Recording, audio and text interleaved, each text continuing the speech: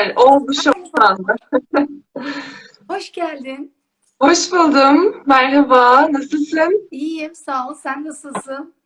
Ben de iyiyim. Demin bağlanmaya çalıştım ama sorun oldu. Bir Bütün türlü canlı olmadı. yayınlar böyle başlıyor. Hiç problem değil. Böyle anlamlı bir günde, Kurtuluş Savaşımızın başladığı bu günde senin gibi Atatürkçü, aydın bir Türk kadınını ve çok güzel bir sporcuyu ağırlamaktan çok büyük bir keyif duyuyorum. Kabul ettiğin için çok teşekkür ederim Melis'ciğim. Ah ben çok teşekkür ederim davetin için gerçekten.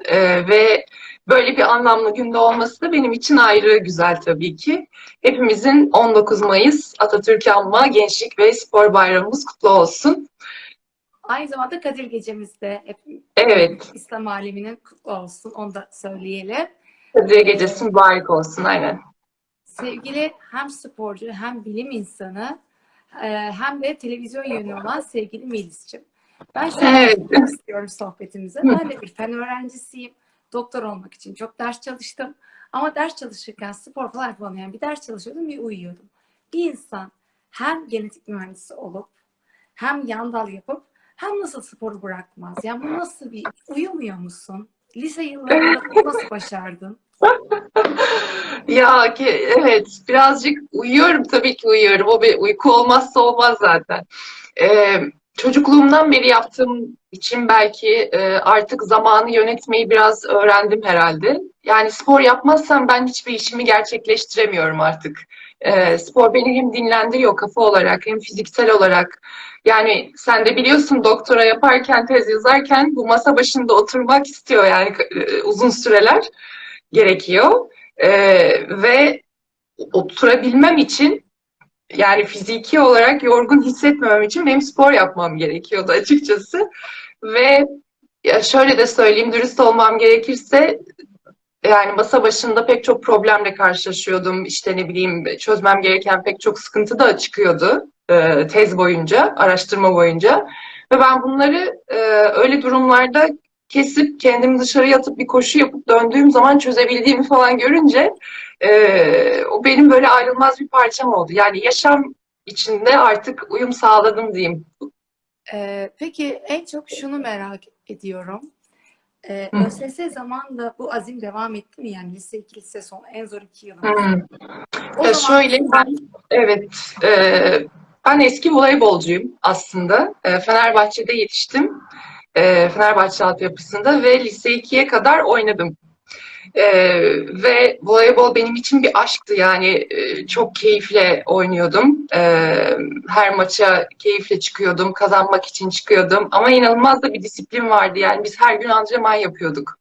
Bir yandan dersler, bir yandan antrenmanlar ve maalesef belki hani ülkemizin eğitim sistemi gereği bilmiyorum.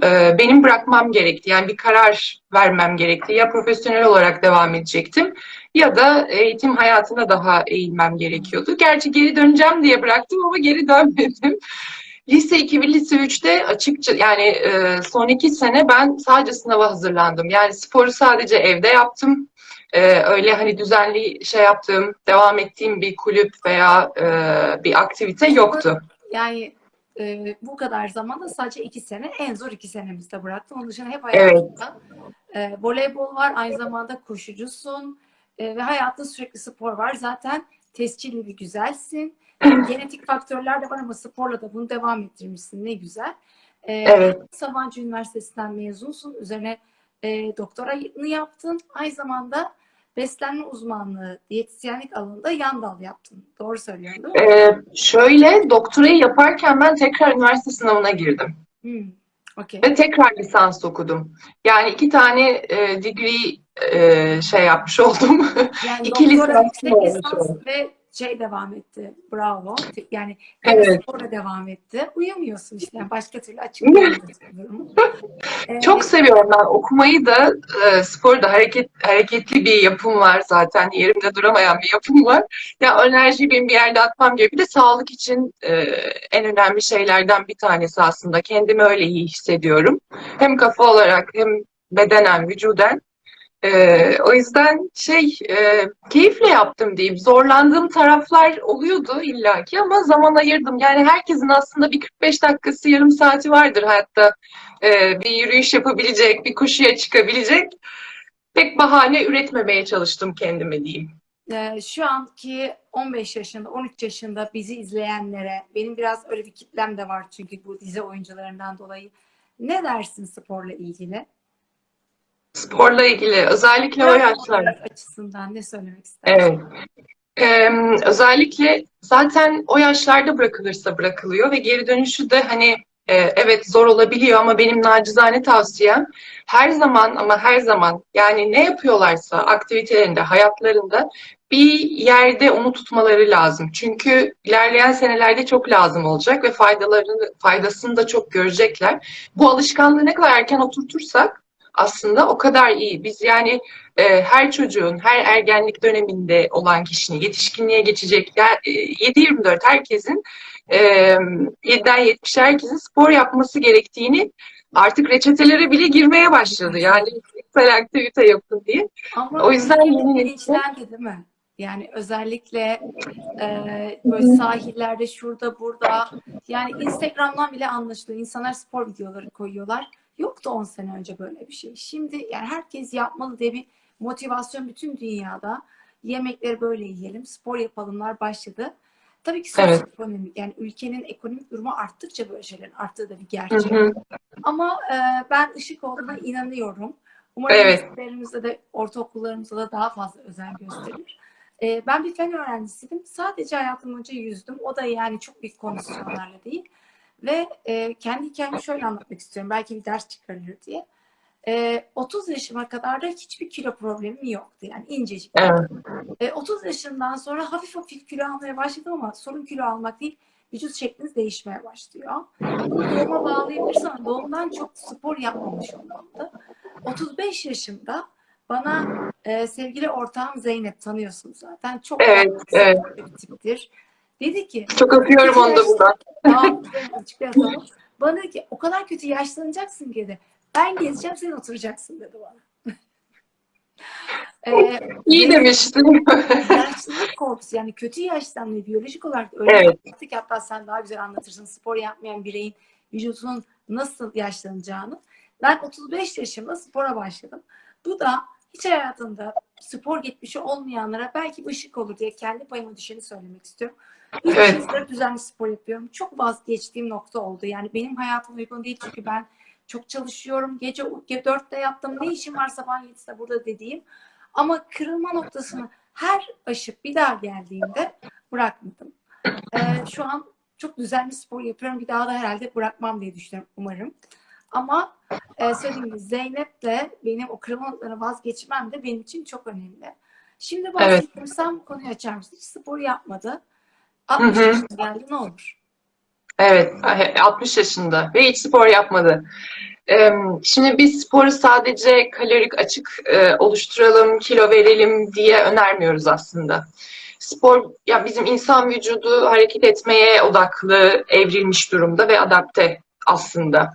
Şimdi biz ne yaptık? Bütün bizim yaşam tarzımız değişti, işlerimiz değişti, daha masa başındayız. Aslında eskisi kadar yani bizim annelerimiz, babalarımız ve öncesi kadar hareket etmiyoruz aslında. Hı hı. Ve bu büyük bir fark oluşturuyor ve biz o açığı kapatmak için işte her gün işte en azından yürüyün 40 dakika 45 dakika, biraz hareket edin, kan dolaşımınız hızlansın, yani her şey, hormonal düzeniniz sağlansın diye öneriyoruz. Şimdi 60 yaşında bir hiç spor yapmamışsa bu niçin sıkıntı oluşturabiliyor? Şimdi yaşlandıkça yaşlanma kalitesine göre diyeyim, sağlığımızı bazı hastalıklara eğilimli olabiliyoruz ve bu hastalıklar baş gösterdiği zaman onlarla mücadele etme veya vücudun savaşma şekli değişiyor. Yani aşırı kilolu olan 60 yaş da fark etmez. Pek çok yani ameliyata girerken bile komplikasyonları veya işte sonucu etkileyecek faktörler yaratabiliyor. Dolayısıyla burada aslında da bizim hep bahsettiğimiz şey sağlıklı yaş almak. Hı hı. Bunu kaliteli bir yaşam biçimiyle sürdürebilmek. En çok bu yüzden aslında hani bu hep bağışıklık dediğimiz, bağışıklığımız güçlü olsun, vücudumuzun savaşma mekanizması aktif olsun, rutinde, rölantide çok güzel çalışsın dememizin hani sebebi de bu.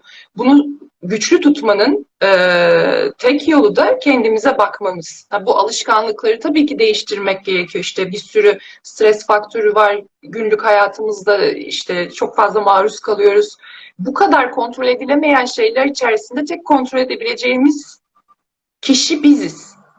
Ve bakış açımız ve yaşam tarzımız. Dolayısıyla bize çok iş düşüyor işte burada. Hep dışarıdan beklemek, yani koşulları hep mükemmel hale gelmesini beklemek çok doğru değil. Zaman geçiyor çünkü. O yüzden yani 50 yaşta olsa, 60 yaşta olsa bu hani zararsa eğer zararın neresinden dönülse kârdır. Bugün mü başlayacaksın? Bugün başla ve devam et. Çünkü hepsi bir faydaya dönüşüyor. Yani zarar olmayacağı kesin. Çok güzel söyledin. Dedik ki kontrol edebileceğimiz tek şey kendimiziz. O zaman Evet. kontrol edelim. Çünkü dış faktörleri edemiyoruz. O zaman kendi yediğimizi, içtiğimize, kendi sporumuza bakalım. Söylediğim gibi ben bir örneğim. Şu kadar Evet. böyleyim diye rakamlar söylemeyeceğim ama 3 yıldır her gün spor yapan bir insana 35 yaşından sonra dönüşebildim. Demek ki herkes dönüşebilir, değil mi? Peki sen ne hissediyorsun? Mesela yapmadığın zamanlara göre, yaptığın dönemde ilk başta zorlandım dedin. Tabii. Adapte edene kadar. Ama sonra yani onun keyfini ya da nasıl diyeyim işe yaradığını hissetme durumu normal hayatına nasıl yansıdı? Şöyle ilk başta bir kere gittiğimde çok yoruluyorum. Bir de benim senin gibi çok hayatta az hayran olduğum insanlar vardır. Biri sensin, biri Elvan. Elvan'da Teşekkür ederim. Elvan Song'un her zaman söylüyorum. Hacettepe Eczan mezunu, fen liseli ve dünya fitness dördüncüsü bir tip. Yani bir insan bunların hepsini nasıl bir anda götürür? İşte sen nasıl genetik mühendisi olup aynı zamanda voleybolu bırakmazsın? Yani bu hem beyin hem spor. Elvan'la ders yaptığın zaman sürekli uyarı vardır. Yani sürekli bir açılarını düzeltir, şöyle yapar, böyle yapar. Gerçekten çok zorlanıyordum. Yani zaten sevmiyorum. Bir de Elvan'la yapıyorum. Çok zorlanmak istemiyorum ama kuralları var.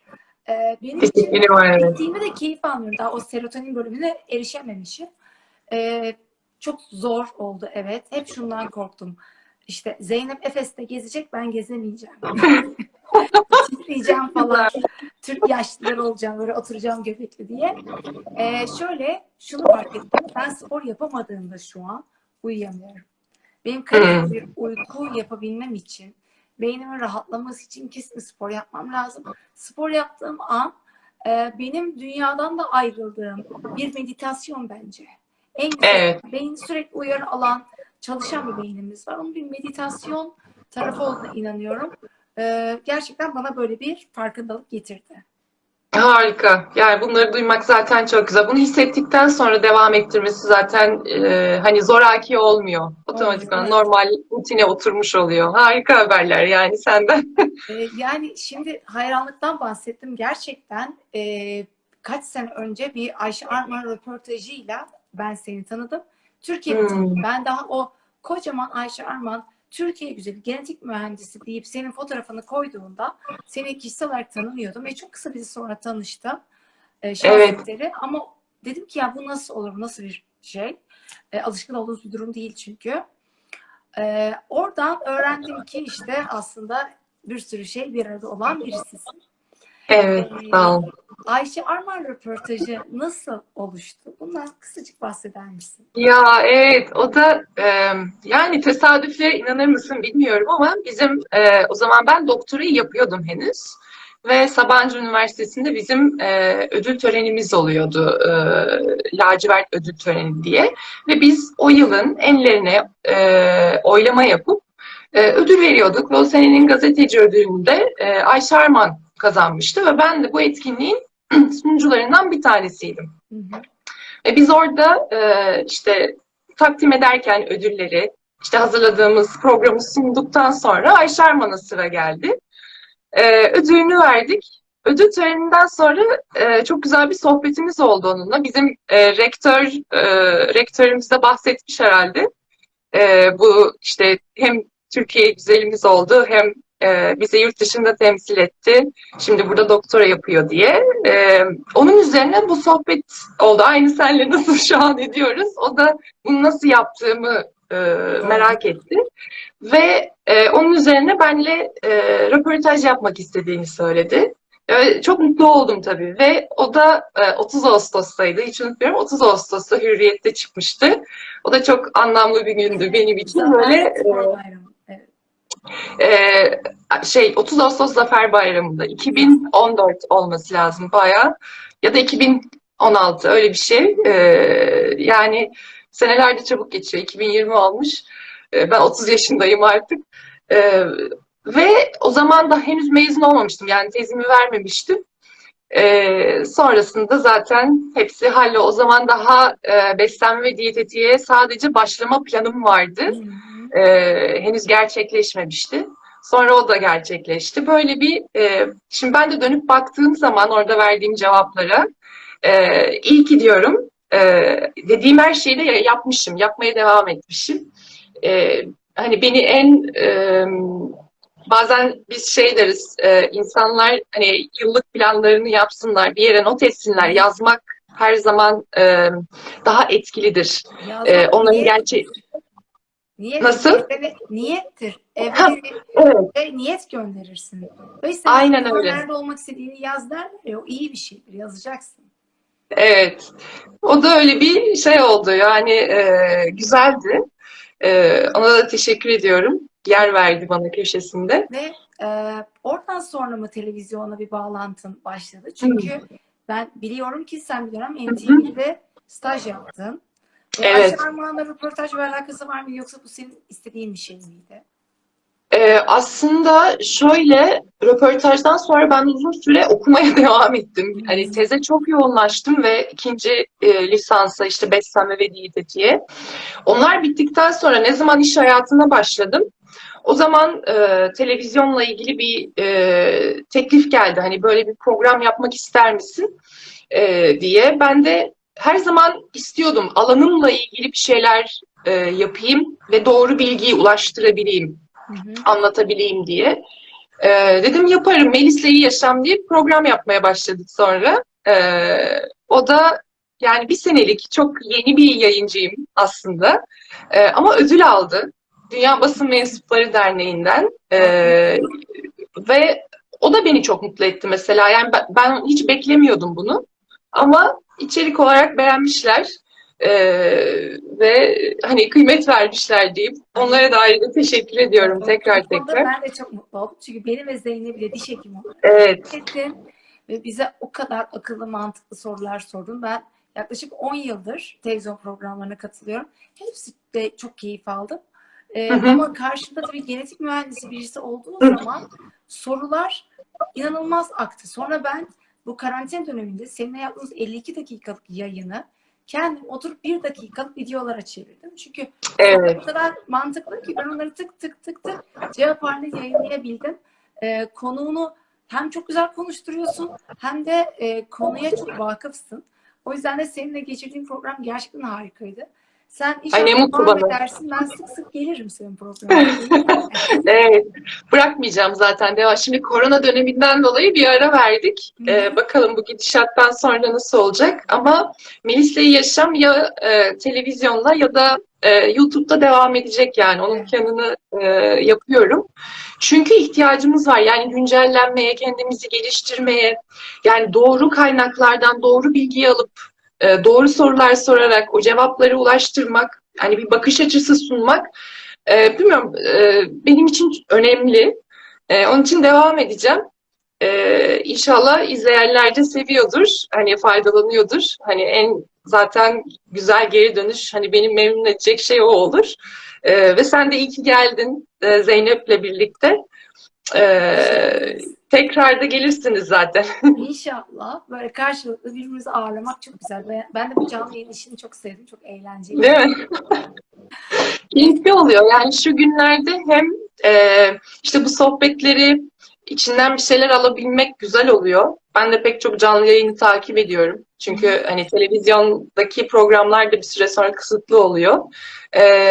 Böyle daha bu korona bir yandan insanları da yakınlaştırdı. Yani Evet. tanışmayan insanlar tanıştı. Öyle bir güzel bir ortam da oluştu bir yandan. Bakalım. Yani etrafında hastalık olmayan ya da ekonomik olarak çok büyük sorun yaşamayan birçok insan için Evet, yavaşlamak, kendi kendine kalmak, karantina iyi geldi diye düşünüyorum. Yani bana öyle oldu açıkçası. İşimi evet. özledim ama ailemle, arkadaşlarımla uzun uzun vakit geçirmek, arkadaşlarımla telefonda da olsa iyi geldi. Şimdi bilgilenmek dedik ve ben senden biraz bilgi almak istiyorum. Tabii. Şöyle başlamak istiyorum. Bir insan normal bir diyetisyene gitmek yerine genetik mühendisi olan bir diyetisyene gittiğinde nasıl farklı bir bilgi ve düzen öğrenir? Hmm. Şimdi beslenme diyetetik eğitiminde çok güzel bize altyapı sağlıyorlar. Ve her beslenme uzmanının, diyetisyenin de yaklaşımı, tarzı farklıdır. Bu hani gelen kişilerin karşısındakiyle ne kadar iyi iletişim kurduğu, ne kadar e, aynı bakış açısına sahip olduğuna göre değişir o tercihler. O yüzden ben her zaman bir ön görüşme öneriyorum herkese. Çünkü benimle nasıl diyeyim enerjisi tutmayabilir, tarzım uymayabilir. Herkesin de ihtiyacı farklıdır. Yani çünkü burada amaç gerçekten kişinin ihtiyacına cevap verip onu bir yerden bir yere geliştirebilmek, Hı hı. iyi bir şeye sevk edebilmek. Benimle iyi bir şey olmayacaksa bunu ben bile söylüyorum. Yani burada bir sıkıntı yaşayabiliriz. Başka bir bakış açısı, tarz belki daha işinize yarayabilir. Ama genetik mühendisliğinin yani benim diğer biyoloji altyapısının bana kazandırdığı yani şöyle bir şey var. E, Bence yorum kapasitesini genişletiyor. Tabii ki kendini geliştiren tüm meslektaşlarım da aynı şekildedir eminim. Sadece bizim nasıl diyeyim ders formatında çok fazla moleküler mekanizmalar, işte metabolizma ve gen düzeyinde hani o bilgileri nasıl yorumlayacağımızı öğreniyoruz otomatikman. Şimdi ben aynı zamanda akademik hayatıma devam ediyorum bir yandan ve TÜBİTAK'la mesela çok güzel bir projemiz devam ediyor. Nedir? Ben genetiği şurada kullanıyorum. Multidisipliner çalışmak için. Şimdi sağlık yaklaşımı ufak ufak değişiyor yani dünyaya baktığımız zaman. Yeni yeni disiplinlerle birlikte birleşiyor ve karşımıza o şekilde bir sunum halinde çıkıyor. Şimdi bu kadar Ar-Ge tarafını geliştirmişken benim buradan bir katkı yapmam gerekiyordu. Ben zaten bölümü o yüzden okudum. Beslenme ve diyetetiği. Nutri genetiği çalışmak, iki hem genler hem yaşam tarzının genlerle olan ilişkisini anlayabilmek için, burayı yorumlayabilmek için ve e, buna yönelik bir proje yazdım diyeyim. O da kabul aldı. Bir girişim Ar-Ge teknoloji desteğiydi. Ve mesela bir yandan da o çalışmalar sürüyor. Şimdi e, o çalışmayı yapabilmek için her zaman literatürü takip etmek gerekiyor. Yani mesela siz nasıl işte konferansları takip ediyorsunuz, Hı hı. bütün yeni teknikleri, malzemeleri. Bu benim sürekli güncel olmamı ve aslında bu disiplinde, beslenmede veya diğer hastalıklarla ilişkisinde benim genetik bakış açısıyla bir şeyler üretebilmeme yol açıyor. Gelen kişiye de ben bunu sunabiliyorum.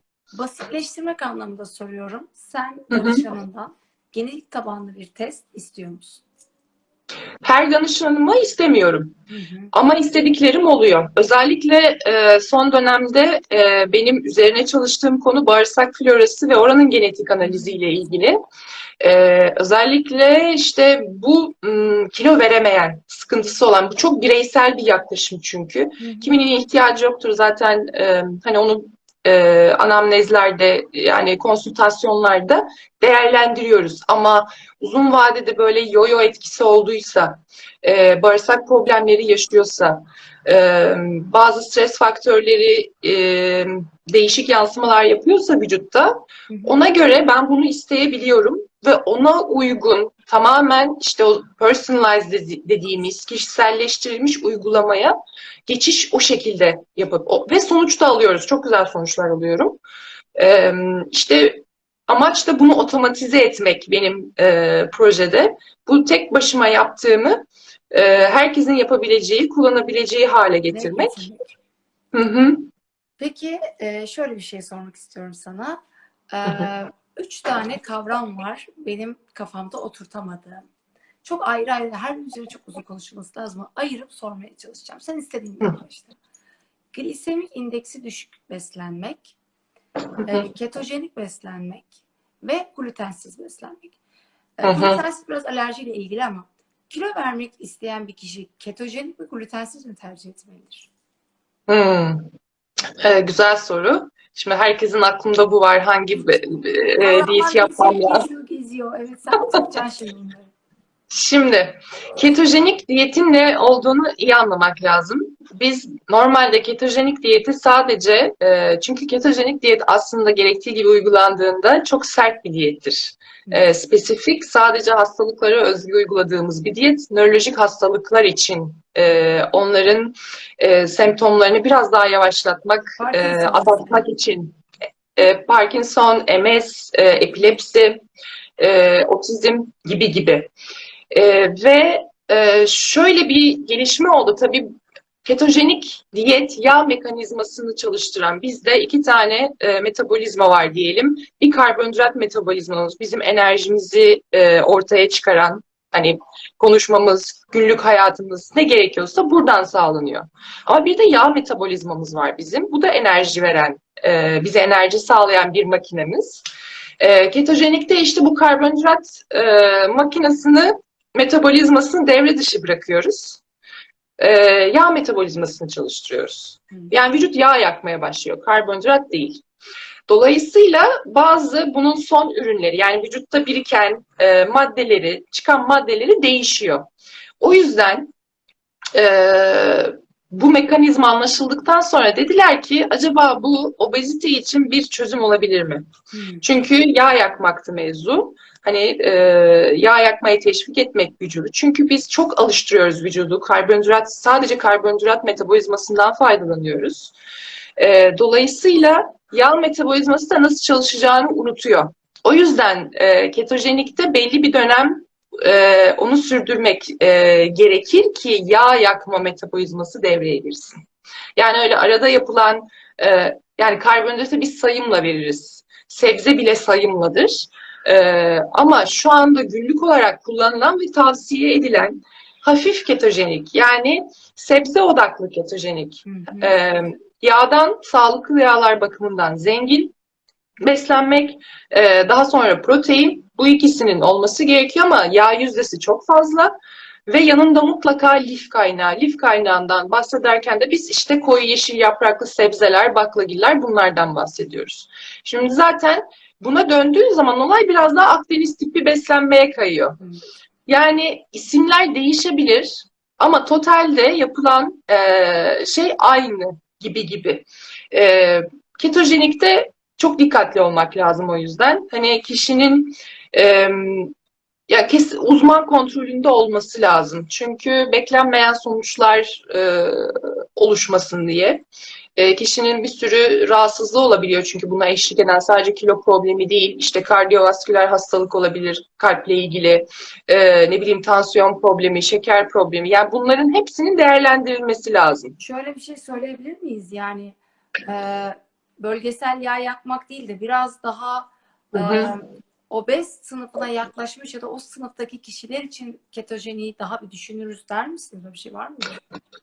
Yok demem. Neden demem? Çünkü obez olan kişi zaten biraz düzene sokulduğu zaman kilo vermeye başlıyor. Yani obez kişinin kilo vermesi daha kolay aslında. Onun yani kafayla, psikolojisiyle daha çok savaşması gerekiyor. Ama evet bazı yerlerde tıkanmalar olabiliyor. Hani çünkü vücudun kendi kilosunu koruma gibi bir şeyi var.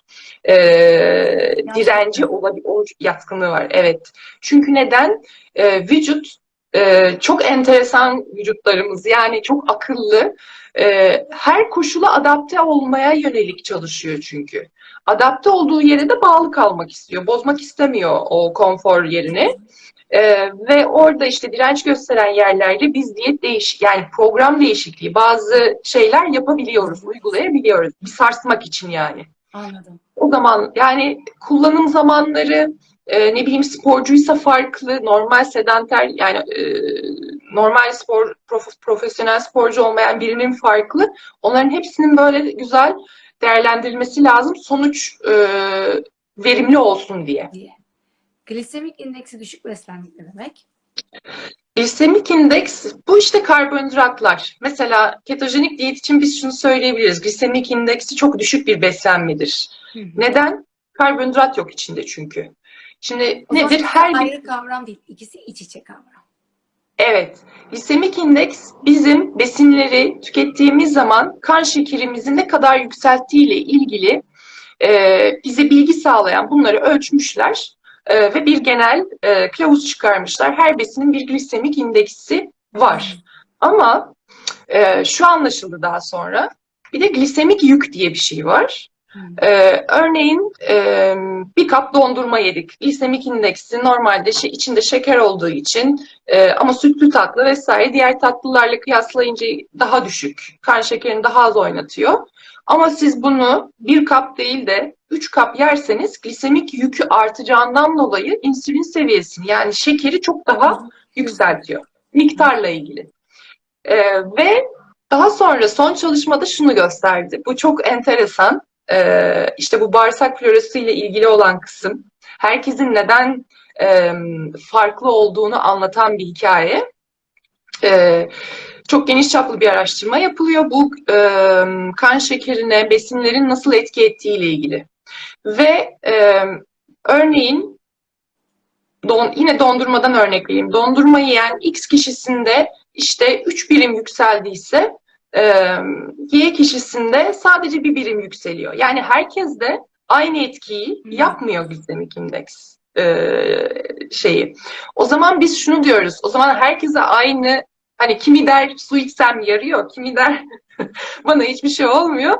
Onun gibi bu şunu gösterdi. Bu kişilerin bağırsak florası karşılaştırıldığında bir tanesinde iyi bakteri oranının çok daha fazla ve şekeri metabolize etme oranının çok daha iyi olduğu, diğerinde olmadığı fark ediliyor. Mevzu burada başlıyor yani. O yüzden Şöyle ikinci telaffuz beyin edeceğim. Doğru bağırsaklar. anladın mı?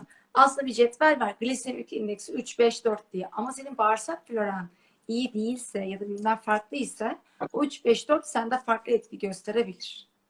Evet, aynen öyle. O Herkes de yüzden farklı. senin standartize etmeye çalışıp herkese yaymaya çalıştığım bağırsak florası testi kişiye özel diyet yazılması konusunda çok büyük bir temel oluşturacak. Evet, evet, aynen öyle. Peki. Kesinlikle. Çünkü flora parmak izi niteliğinde. Nasıl herkesin parmak izi birbirinden farklı ve özel. Bağırsak florası da öyle. Herkesin birbirinden farklı. Daha anne karnından çıktıktan hemen sonra oluşmaya başlıyor. Ve bütün insanın hayatı boyunca da değişiyor. İçeriği, yüzdeleri, bütün bakterilerin. Dolayısıyla onun değerlendirilmesi hem dönemine göre, yaşına göre e, önemli bir rol oynuyor. Aslında bir noktada ortak bir şey yapıyoruz. Ben de ağız florasıyla baş başa olan bir iş yapıyorum sonuçta diş hekimliği. Ağız florasındaki bir bakteri artışının Alzheimer'a ve romatoid artrite neden olduğu kanıtlandı. Yani bu Harika. çıktı. Evet, Yani floradaki değişiklik bir sürü kronik hastalık, bunun yanında kilo verememek gibi bambaşka sorunlar getirebiliyor. Floramızın ne olduğunu çok iyi bilmeliyiz. Aslında işte mikrobiyata testleri yapılıyor artık Türkiye'de. Kişiye aynen. özel testler yapılıyor. Bunlar çok kıymetli. Standardın dışında, çünkü yani standart hiç karbonhidrat yeme, şunu yeme, bunu yeme. Yani bir noktada %30'da işe yarıyor. Ama Hı hı. takıldığı noktada standart kendi florunu bilmen çok daha etkin sonuçlara ulaşmanı sağlıyor. Aynen öyle. Çok güzel anlattın şu anda. Çok Peki, güzel özetledin. şimdi belki de biraz fazla bilimsel konuştuk ama elimden geldiğince bu uçuşan terimleri basite indirgemeye çalıştım. İşte ketojenik Harika. zor bir diyet. Glisemik indeks dediğin şey zaten ketojenik diyetin içinde olan bir şey. Ketojenik diyette biz glisemik indeksi düşük yiyeceklerle bir beslenme sistemi öneriyoruz. Dedik, glutensiz gıdayı sormuştum. Hı. Bir de bundan bahsetmek istiyorum. Glutensiz beslenme, glutensiz ürünler. What's this? Şimdi gluten mevzusu şurada çıktı. Alerjiyle intoleransı karıştırmamak lazım. Şimdi alerji, gluten alerjisi olan kişilere biz zaten özel olarak bir isim var, çölyak hastaları diyoruz. Onların komple yani gluteni hiçbir şekilde metabolize etmeleri mümkün değil. Ve glutensiz beslenmeleri gerekiyor. Bu bir ayrı bir zaten vaka diyelim. Şimdi intolerans durumu da şu, bilimsel olarak glutenin kişilerde intoleransı olduğu ile ilgili bir bulgu yok aslında. Ama bilim her zaman değişiyor. Şimdi öyle de bir durum var. Şunu kaçırmamak lazım. Şimdi gluten hangi ürünlerin içinde var? Daha çok karbonhidrat kaynaklarının, tahılların içerisinde var. Şimdi biz otomatikman gluteni çıkardığımız zaman biz karbonhidratı çıkarmış oluyoruz hayatımızdan ve kişi eğer zaten günlük beslenme profilinde çok yüksek oranda karbonhidrat tüketiyorsa bu zaten kendisine zarar verir. Yani orantısızlık oluşturur. Bağırsak florasında evet sıkıntı oluşturur. Orada bunları çıkardığı zaman yerine ne koyuyor? Ya baklagil koyuyor ya işte glutensiz unlar vesaire tam tahıl koyuyor veya sebze koyuyor yerine. Şimdi bunların üçü de lif kaynağı. Lif kaynağıyla bağırsakları beslediğiniz zaman bağırsaklardaki o iyi bakterilerin yemeğini vermiş oluyoruz biz ve onların üremesini desteklemiş oluyoruz. Orada aslında bazı dönem bu kişiye zaten iyi gelecektir otomatikman. Kendini iyi hissedecektir ama bunun sebebi glutene olan intoleransından ziyade yerine koyduğu şeylerden kaynaklı. Biraz önce bahsettiğimiz bağırsak florasının iyi olmaya geri dönüyoruz. Biz karbonhidratı azaltıp glutensiz düzgün gıdalar yediğimizde bağırsak floramızdaki iyi bakterileri besliyoruz. Bu da bize evet yani evet. İyi, çünkü olarak dönüyor. evet. Bu sadece glutensiz ürünlerde var demiyorum. Hani o yanlış anlaşılmasın. Beslemek yani tabağımızı doldurmak için farklı ürünleri koymak zorunda kalıyoruz. Gluteni olmayan ne var? İşte dediğim gibi baklagil var, hayvansal kaynak onu bile çıkaranlar var. Sebzesi var, yeşilliği var ve glutensiz özel proses edilmiş ürünler var. Şimdi böyle olunca lif bakımından çok zengin beslenmeye başlamış oluyoruz ve bağırsaklar otomatikman besleniyor. Bağırsak duvarı kendini yeniliyor. Öyle olunca sorunlara da şimdi böyle bir süreçten sonra yavaş yavaş kişi gluteni koymaya başlayabilir ama hep deneye deneye dozajına göre ve kendi limitini bulabilir. Buradaki sıkıntı bence hani ilaç gibi nasıl diyoruz ilaç mı zehir mi arada sadece doz farkı var ilaçla zehir arasında. Gluten de öyle. Biz maalesef karbonhidrat bağımlısı bir nüfusa sahibiz. Çok fazla. Bunun psikolojik bir yanı var. Neden açıklamamıza ilk karbonhidrat diyoruz? Neden karbonhidrat seviyoruz? Karbonhidrat bizim birinci enerji kaynağımız, yaktığımız. Şimdi zaten kesinlikle ihtiyacımız var. O bir gerçek. Bu kasların çalışması için, o hücrenin içine girip hücrenin de karbonhidrata ihtiyacı var düzgün çalışması için. Tamam burada sıkıntı yok ama şu anda bizim soframıza gelen ürünlerin kalitesi çok önemli. Yani o işlenmiş gıdalar, paketli ürünler bunlar maalesef bizi yani şeker uzak tutun diyoruz, uyuşturucu gibi etki yapıyor diyoruz dememizin sebebi beyinde o alışkanlığa çeken bağımlılık yapacak bölge aynı. Aynı yer, beyin onu algılamıyor çünkü aynı yer uyarılıyor. Hatta şöyle çok güzel bir şey anlatabilirim. Şeker kullanmıyorum ama işte 0 kalori tatlandırıcılı ürünler kullanıyorum diyenler oluyor. Hani tatlandırıcı mı şeker mi? Hiç kullanmam. Evet, beyin şeker olarak algılıyor. Önemli olan o orada. Yani vücutta ne olduğu değil, kalorisi değil, hormonal olarak ne etki ettiği çok çok önemli. Yani o yüzden proses edilmiş yapay bir şeker aldığında şeker almışsın gibi ne oluyor? Kalori olmuyor ama hormon salgısı mı ona göre değişiyor? Aynı mı? yani şimdi işte kola diyelim ki. Şekerli kola, bir de kola zero var. Tamam. Yani normal kola içmeyeyim de kola zero içeyim diyenler olabiliyor mesela. Ya da işte tatlandırıcı koyayım kahveme ya da çayıma diyenler oluyor. Şimdi şu anlaşıldı. Kalori olarak tatlandırıcılarda herhangi bir kalori yok. Evet. Ama tatlı hissiyatı beyinde aynı algılanıyor. Bağımlılık Ve beyin ona yapabilir göre mi? hormon salgılattırıyor. Hmm. Mevzu o. Orayı kaçırmamak lazım. Yani sadece 2+2 bu kadar kalori aldım, bu kadar harcadım ama yine de kilo veremiyorum diyorsa orada hormonal problemler başlamış demektir vücutta. Onu iyi yönetebilmek lazım. Evet. Burada direkt kendime çevirdim olayı da. Yani tabii ben biraz önce spor yapmadığımdan falan bahsettim ama ben bunu ara ara söylüyorum. Ben anne babası doktor, şanslı bir aileden gelmiş birisiyim. Ben hayatımın hiçbir devresinde fast food yemedim. Hayatımın hiçbir devresinde kola içmedim. Ne Hayatım, güzel.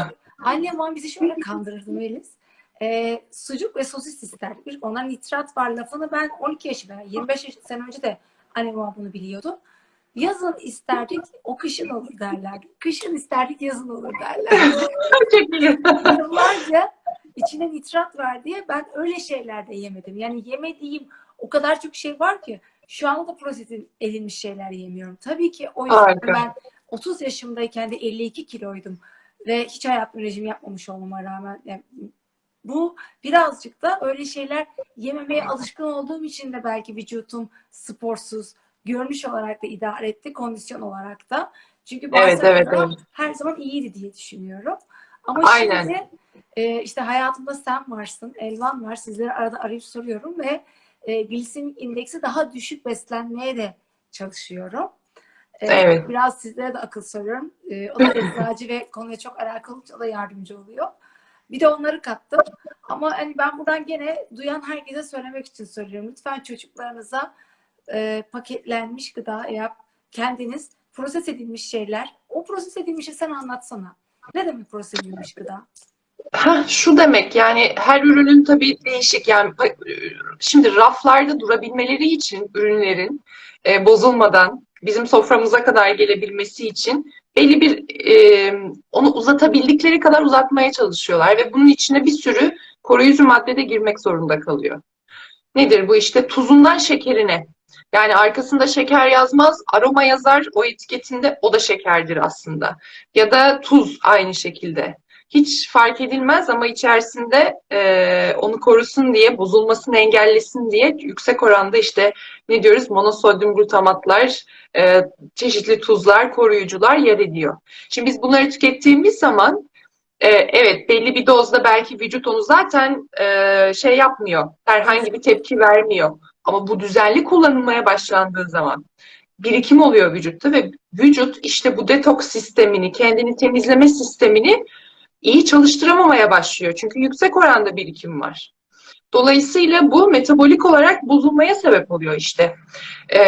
Proses etmek bu. Yani bir sütü de proses etmek mümkün. Nedir? Yağını ayırırlar, yağ yaparlar. İşte sütünden bir kısmından yoğurt yaparlar. İşte kaymağını başka bir yere koyarlar gibi gibi.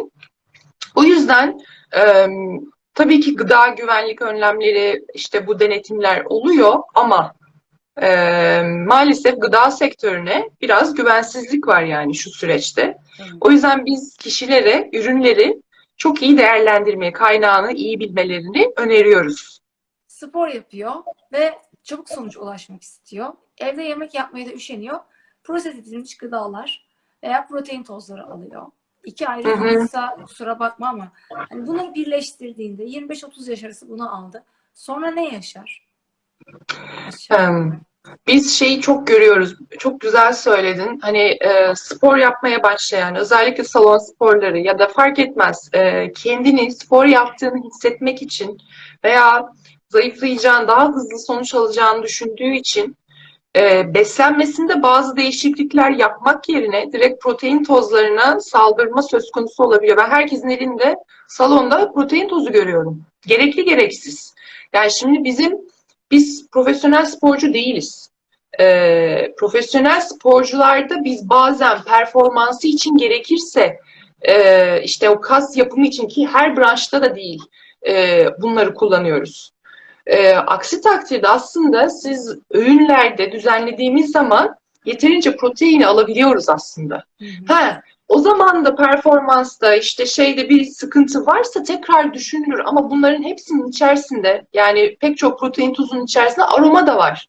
Hani kişi diyorsa ben bir zayıflayamadım işte biraz şiştim ama şey yapamadım o protein tozuyla da ilgili olabilir. Hı. Yani Gaz aslında sandığımızdan erken yağ az. yakımını bozar. Evet, bozar Hı. bir de ekstra yüktür vücuda. İster protein yiyin, ister karbonhidrat, ister yağ. Fazlası vücutta depo edilir. Yağ olarak depo edilir. Kısaca nasıl besleniyorsun söyler misin?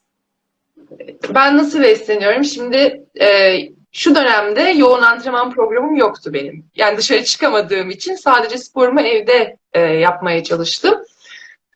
Özellikle ilk 2 hafta bu karantina süreçleri, evde kalma süreci, yaşamımızın değiştiği dönemde bir baktım hem hantallaşıyorum hem iyi hissetmiyorum kendimi. Hemen öğünlerimi ben 2 öğüne indirdim. Yani genelde de zaten öyle yapıyordum ama çok yoğun spor yapmam gereken durumlarda 2 öğün dışına çıkıyordum. Ama şu süreçte bazen tek öğün de yetiyor, 2 öğün de yetiyor. E, bir geç bir kahvaltı evde olduğum için şu anda geç kahvaltı bir de akşam yemeği benim için yeterli oluyor. Ama e, buraya gelene kadar işte o kan şekerinin oynamama seviyesi, oynatmamayı vücuda öğretmek lazım. Vücudun buna alışması lazım. Çünkü direkt geçiş yapılırsa kendini kötü hissetme durumları olabilir, birden çok aç hissetme durumları olabilir. Yani oraları yumuşak geçiş yaparak buraya ulaşmak mümkün. Ama ben genelde 2 öğün besleniyorum. Çok fazla sebze tüketiyorum. Vegan veya vejeteryan değilim. Hani et kaynağı, süt kaynağı, hayvansal ürünler de kullanıyorum. Ama bütün biraz daha yerel lezzetlerle, yöresel ürünlerle buzdolabımı doldurmaya çalışıyorum diyeyim. Ve doğayı da çok seviyorum. Ben işte o kıymetli otlara, şeylere, sebzelere çok önem veriyorum diyeyim. Uğraşıyorum da yapıyorum da. 2 tane herkesin merak ettiği soru. Gün içerisinde kendine ne kadar bu dönemde demeyeyim Hı hı. rutinde bu dönem zaten ekstra. Rutinde günde en az 1 saat spor yapan birisi olarak kendine ne kadar tatlı izni verirsin? Tatlı. Şimdi ben eskiden özellikle üniversite öğrencilik yıllarında yani tatlısız yapamayan bir insandım. İtiraf ediyorum. Ama artık hiç aramıyorum. Yani şöyle kaliteli bir tatlı olmadığı müddetçe önümde yemeğe değer görmüyorum. Örneğin şimdi buradan Antep'e seyahate gittik biz. Antep'te ben yedim yani. Orada yememem mümkün değil çünkü. Pardon, benim Yemeliyim. Antepli olduğumu bilerek mi söyledin bunu? Hayır gerçekten oranın hikayesi çok başka çünkü. Hayır, gerçekten benim Antep'le bağlantım için söyledin de gerçekten Antep özel olduğu Tesadüf. için mi? Yok gerçekten seyahatim oldu. Kış döneminde geçtiğimiz Aralık veya Kasım'da. Yani ilk defa gittim. Zaten mutfağı çok zengin. Öyle söyleyeyim. Yani et bak. Şimdi orada yediğim etle burada yediğim etin arasında dağlar kadar fark var. Yani etin kokusu o bile farklı. Şimdi ve orada tabii ki fıstık, baklava çeşitleri vesaire çok bol. Ve herkes de sağ olsun çok şeydi, misafirperverdi. Bizim orada bir organizasyonumuz olmuştu, ödül töreni. Ben orada görevliydim. Yani inan kuliste otururken çayla birlikte, hani çay ne kadar sık geliyor düşün. Bize baklava geliyor. Yani yanında baklava geliyor. Ben hiç şaşırmıyorum bu duruma. Çok bildiğim bir şey. Ben inanılmazdı. Yani sağa dönerim baklava, sola dönerim baklava ve doyasıya yedim. Öyle söyleyeyim. Ama şunu söyleyeceğim. Midemi rahatsız etmedi. Çünkü tereyağı, hakiki tereyağı kullanıyorlar. Yani ürünün kalitesi çok önemli işte. Büyük baklava firmaları Antep'te özellikle kutunun arkasına yazıyorlar glikoz şekeri yoktur diye. Evet, Bu çok kıymetli tabii. Yani glikoz şekeri aynen. olmasa da seni rahatsız etmemiş. Ama bu Antep istisnai bir durum. Normal Hı zamanda hı, artık çok tatlı istemiyorsun. Ama Evet. yemeğe değer gördüm derdimiz Antep dediğin için de ben bir Antepli olarak çok teşekkür ediyorum. Evet. Yemeğe değer görüp orada yedim. O sayılmaz Evet. yani. Antep'e gidip de yemek olmaz zaten. Yani ben kendi şehrim adına şunu söyleyebilirim. Antep zamanında Azeri göçü de almış. Yahudisi, Ermenisi, Evet. Arabı, Kürdü, bir Türk'ü iç içe yaşamış bir kültür ve bir e, İpek yolunun üstünde hanların olduğu bir ticaret merkezi. İnsanlar bu kadar iç içe yaşayınca yemek çeşitliliği de çok artıyor. Evet. Bir de fıstık gibi çok verimli bir ürüne sahibiz. Fıstık gerçekten çok kıymetli bir tarım ürünü. Tabii. Bütün bunlar birleştiği zaman gerçekten Antep'in ev yemekleri apayrı, kebabı apayrı, baklavası apayrı ve hepsi de gerçekten bence de çok lezzetli. Çok lezzetli. Ee, Zaten Türk mutfağı aslında inanılmaz lezzetlerle ve nasıl diyeyim kıymetli reçetelerle dolu. Ve aslında düzgün, doğru zamanlarda kullanıldığında insan sağlığını nasıl diyeyim negatif etkileyecek bir mutfak değil. Tam değil. tersine destekleyecek bir mutfak. Daha düne kadar işte bu turşu muhabbetleri çıktı. Ev turşusu yiyin, ne bileyim işte ev yoğurdu, kefirler. Bunlar işte bizim o eski insanların bu yörelerde ne için kullanılan ürünleri saklamak için kullandıkları yöntemler. Şu an Kesin. ne kadar kıymetli olduğu anlaşıldı Kesinlikle. onların. Evet. İşte bu bağırsak florasını nasıl beslediği, nasıl iyi geldiğiyle Doğru, ilgili. doğru, doğru. O yüzden böyle bir yerele dönüş var. Var, evet, aynen. Yani bizim kazan yemeklerimiz bütün Türkiye için söylüyorum. Hepsi çok çok Evet, sağlıklı ama pilavını az tutacaksın, yemeyeceksin falan filan. evet, Aslında şimdi pilava girsem daha da gidiyor ama saat 12'ye yaklaştı. Son bir soru soracağım ve tamam. teşekkür edeceğim sana. Gecenin yarısında karnım kazındı. En zararsız Hmm. ne yemeliyim? Eğer bu gece yemelerini durduramıyorsa kişi hani illa istiyorsa şöyle aman tatlıya, tuzluya böyle çerezlere saldırmayın. Onun sonu yok.